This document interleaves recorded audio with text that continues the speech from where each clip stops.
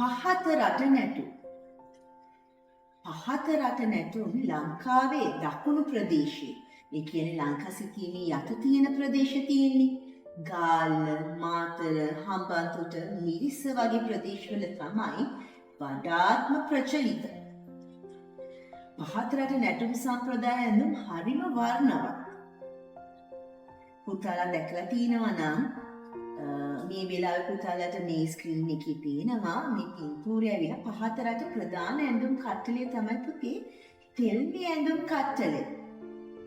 ඒ වගේම පහත රට නැටුමේ ප්‍රධාන ශාන්ති කර්මය තමයි දෙවොල් මඩු ශාන්ති කර්මය. පහත රට නැටුම් වලට පාවිච්චි භාවිතා කරන්නේ පහත රට බෙරය.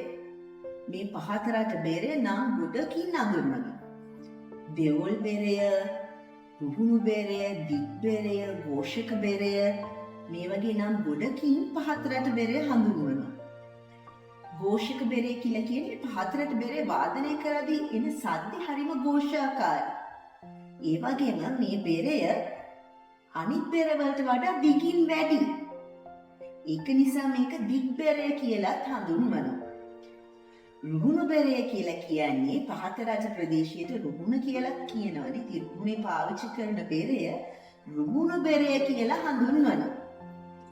මම මුලින් සඳහන් කරා වගේ දුවේ පුතේ දැන් මේ නැටුමත් ඔයගලන්ට හස්ත චලන වලින් වෙනස් වෙනවා. පහත රට නැටුමේදී පාවිච්චි කරන්නේ අත මෙන්න මේ ආකාරයට. තමයි අත පාවිච්චි කරන්නේ. දැක්කද වෙනස්නේ? අපි උඩරට නැටුමේදී අත භාවිතා කරා වෙනස්. ඒ වගේම පහත රට නැටුමේදී අත භාවිතා කරන විදිහත් වෙනස්.